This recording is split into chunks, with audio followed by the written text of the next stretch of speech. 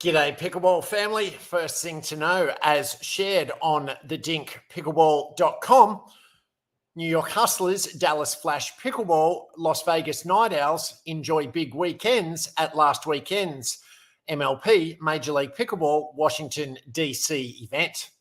The second event of the Major League Pickleball season took place this past weekend in the US Capitol, where capacity crowds descended on the Washington Tennis and Education Foundation, or WTEF, for MLP Washington, D.C.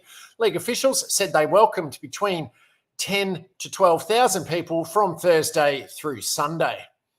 Maryland native world number one and Carolina Pickleball Club star Ben Johns was impressed. It's clear there was a demand for this kind of event, Johns told the Washington Times. People have been thirsting for it. The fans showed up in such a cool way. Adam Benke, COO of the DC Pickleball team, told the Times.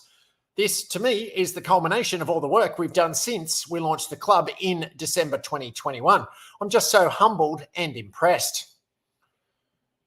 Premier level results from Washington, from MLP Washington, D.C. As for the action on the court, the New York Hustlers led the way at the Premier level, leaving town with 15 total points, thanks to 3 regulation wins and 3 Dreambreaker wins as well.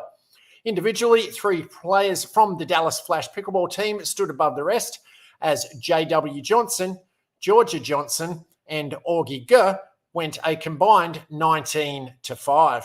Hurricane Tyra Black also showed well, winning 5 of her 8 games for Dallas. Kwong Duong, who replaced Christian Olshon for the Texas Ranchers, won 4 of his 10 games. Challenger level results. At the Challenger level, the Las Vegas Night Owls produced 11 points thanks to 4 Dreambreaker wins. Todd Fote carried the event for the Atlanta Bouncers, posting a perfect 8-0 mark while winning 60% of his points. Jaume Martinez-Vic wasn't too far behind his teammate, winning 7 of his 8 games. The updated Major League Pickleball standings after the weekend's results in DC, the New York Hustlers are in first place at the Premier level, followed closely by the St. Louis Shock and Dallas Flash Pickleball. At the Challenger level, the Atlanta Bouncers are now tied atop the standings with the Brooklyn Aces after their 10-point weekend. They are the only 2 teams to have played 8 matches. The next event on the MLP schedule is the mid-season tournament in Grand Rapids, Michigan, July 6 through 10. Thanks ever so much for making it this far into the update. Please be sure to hit subscribe and like, comment, and rate on the platform you're watching or listening to it on, so this and future episodes can be found by and shared with other fellow pickleballers. Second thing to know, as shared on pickleball52.com, Pickleball England stages spectacular show of defiance. Pickleball England's Pickleball Slam event in London last Wednesday night brought sporting stars and the pickleball community together in a bold display of solidarity ahead of this month's Sport England meeting to decide the future of the governance in the sport. Former US Open tennis finalist Greg Rusedski and ex-British number 1 Johanna Konta were among the guests who joined the English pickleball glitterati at the new Franklin Pickleball Club in Kingston upon Thames, southwest London. Rusedski and Konta took part in a highly entertaining night of exhibition matches involving top British players James Chowdhury, Pei Kao, Thaddeus Locke, Lewis Laville, and some of the country's most promising junior players, all of whom kept a packed and riveted crowd royally entertained. The event, arranged with less than 10 days' notice by Pickleball England's chair Karen Mitchell and a bunch of volunteers, epitomised the unity and spirit of the pickleball community. That togetherness may be a critical factor when Sport England meet on 25 June to discuss Pickleball England's submission to become pickleball's officially recognised national governing body. Thereafter, they will review the rival governance bid from the Lawn Tennis Association, or LTA. As the outcome of this custody battle draws near, Pickleball England received backing from none other than Rusedski, who, as a former Great Britain tennis player, benefited from LTA funding between gaining British citizenship in 1995 until his retirement in 2006. This game is growing really rapidly. It's on the crest of a wave. It has a strong social aspect, and you can play it straight away whether you're aged 8 or 88, the 50-year-old told Pickleball 52. Tennis has its own federation, squash and badminton have theirs, and pickleball has its own here already in Pickleball England. I feel like tennis and pickleball are two separate sports. I think pickleball should have its own federation. Both are racket sports, but they are very, very different. You can't compare them. Fresh off the court from his final exhibition match of the night, Pickleball England's strategy and development advisor and English singles champion James Chowdhury echoed Rosetsky's sentiments and sent a bold message to Sport England ahead of its meeting in 2 weeks' time. Regardless of what the Sport England ruling is, Pickleball England looks after and governs the sport. Everyone at Pickleball England, county reps, players, communities, the leisure centres and other venues, they all put in countless volunteer hours to drive the sport. And that's not going to go away anytime soon. I don't see a world in which Pickleball England isn't the national governing body of the sport, because I don't feel like the community is suddenly going to leave our side and give their volunteer hours to the LTA. It's a shame that it has come down to something like this. Pickleball England needs and deserves support, but is now being assessed against a body of another sport. It doesn't seem fair, but we can only respond to the situation in front of us. It's now about how we put our best foot forward and look after all the stakeholders who play pickleball in England, so we'll continue to do that. Sport England's latest active live survey, released last month, included participation figures for pickleball for the first time.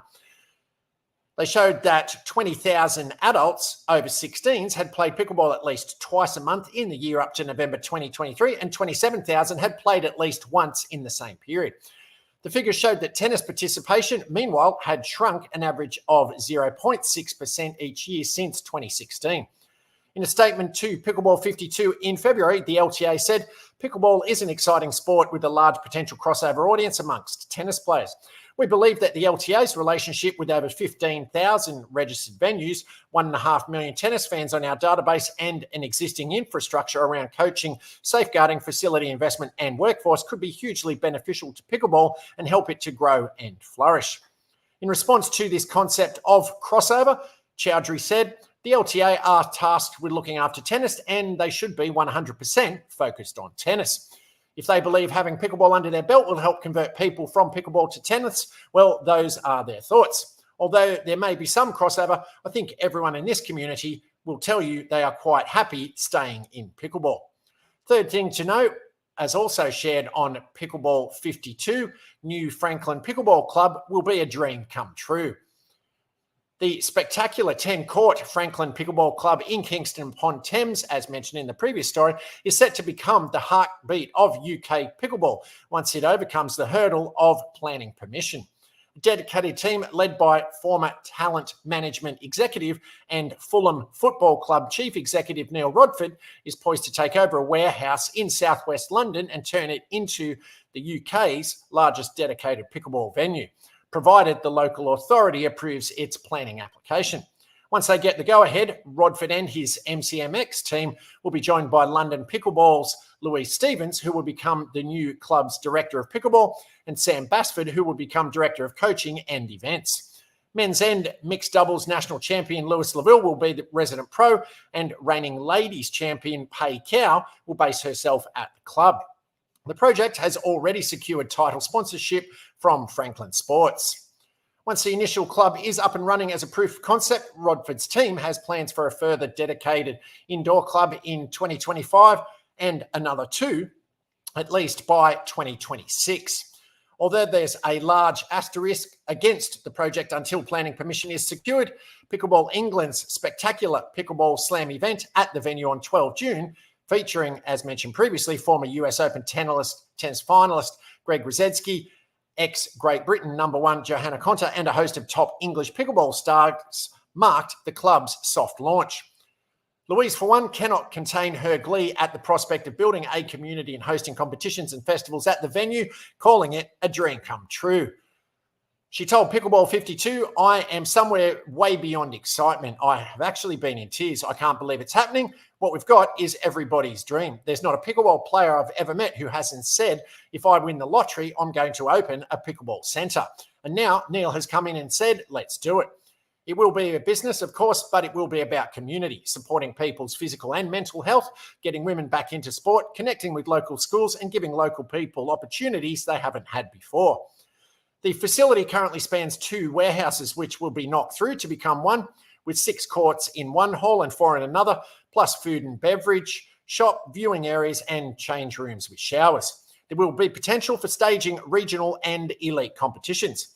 For Neil, it's a sharp change in career direction from managing sports and TV personalities, one of whom this morning host Ben Shepherd came along to the Pickleball Slam event, but he has been well and truly bitten by the pickleball bug after being introduced to the sport by his wife, Sarah. He said, as I started playing more and more, I realised it was mainly played in pop-ups in school halls and leisure centres. I wanted to change that and have been working with my contacts on this project for about a year now.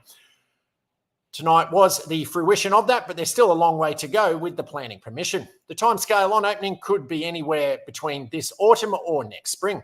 Telford Pickleball Club in Shropshire, with 3 courts, is the only other dedicated indoor venue in the country so far. So the concept is relatively untested and is therefore a risk for investors and landlords. Neil admitted, until we open, nobody truly knows. Everybody perceives that there's a huge demand, so we're confident of success here. Then opening more venues in 2025 and 2026. I really do believe there will be commercial pickleball venues across the country in the next few years. The potential is massive. Paddles up.